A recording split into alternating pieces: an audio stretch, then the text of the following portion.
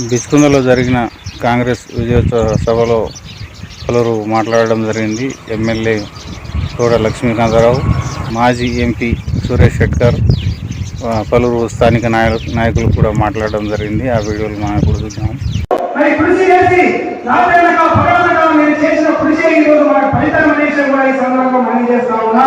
ఇంకా కూడా టీఆర్ఎస్ నాయకులు అధికారం ఉన్నట్లే భావిస్తా ఉన్నాం. వాళ్ళకి ఇంకా నమ్మకం పోలేదు.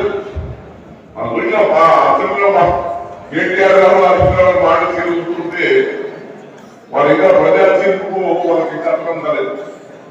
అక్కడ పోచారం స్పీకర్ గారి ఇచ్చిన మన ఇదే ఎందుకంటే మధ్యలో కావాల్సిన సంస్థలు ఉన్నప్పుడు నాకే కావాలనిపించింది ఏది ఏ విధంగా సంవత్సరం చేస్తా ఉన్నాడు.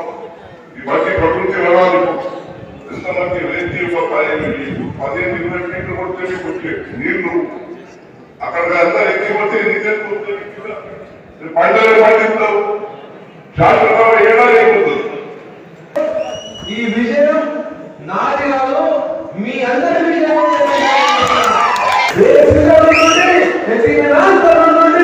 మీకు ఎవరిని నేను మర్చిపోను, విస్మరించను నేను ప్రమాణం చేసేస్తున్నాను. రాజకీయంగా నష్టం జరిగినప్పటికీ సోనియా గాంధీ తెలంగాణ ఇవ్వడం జరిగింది.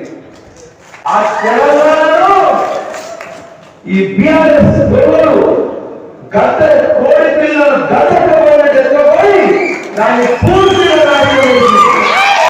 15 సంవత్సరాల నుంచి ఈ మనిషి మన ఎమ్మెల్యే జూకల్ ఎమ్మెల్యే నిద్రపోవడమే కాదు కదా, అసలు దాన్ని పట్టించుకునే లేదని చెప్పేసి చాలా స్పష్టంగా విసుగుదలో ఇక్కడ బయట సదుపాయం లేదు. ప్రైవేట్ డాక్టర్లు పోవాలంటే మన తామర చాలదు. గవర్నమెంట్ హాస్పిటల్కి వెళ్తే అక్కడ సిబ్బంది లేదు. హాస్పిటల్ సరైన సిబ్బంది తెచ్చేంత వరకు నేను నిద్రపోను. ఖచ్చితంగా మున్సిపాలిటీ చేసి తీరుతా.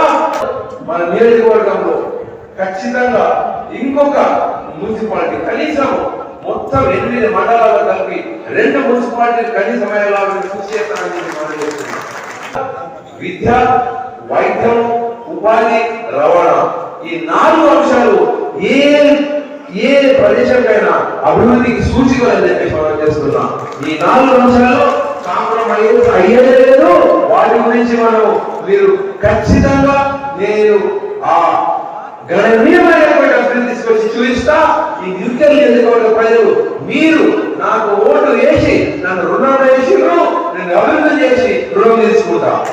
ప్రభుత్వం ఏర్పాటు చేసిన 48 గంటల్లోనే 2 ముఖ్యమైన హామీలు తెచ్చారు.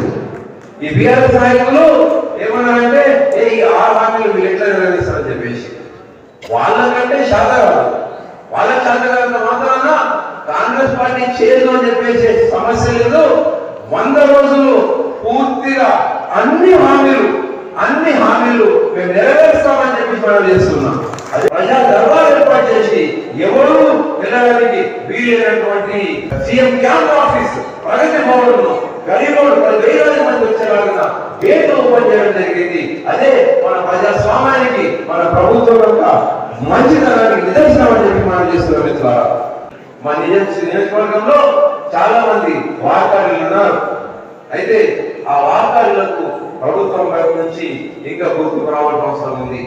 మహారాష్ట్ర గవర్నమెంట్ వాళ్ళకు ఒక పెన్షన్ స్కీమ్ ఇంప్లిమెంట్ చేయడం జరిగింది. అయితే ఈ వేదిక మీదుగా మీకు ప్రమాణం చేస్తున్నా. నేను రేవంత్ గారితో ఆల్రెడీ మాట్లాడినా, అన్నా మా సంస్కృతి మా తెలంగాణ కర్ణాటక మహారాష్ట్ర త్రివేణి సంగమమైనటువంటి మా నియోజకవర్గంలో వార్తలను మనం చూసుకోవాల్సిన అవసరం ఉంది. వాళ్ళకు కూడా సముచితమైనటువంటి పెన్షన్ స్కీమ్ తెలంగాణ చెప్పడం జరిగింది. దానికి రేవంత్ పాజిటివ్ గా స్పందించారు, అనుకూలంగా స్పందించారు. అయితే మనము ఈ సంస్కృతిని ఇంకా ముందుకు తీసుకెళ్లి వాళ్ళకు కూడా ప్రభుత్వం అండగా ఉంటుందని చెప్పేసి మనం చేస్తున్నాం. మిత్రులారా,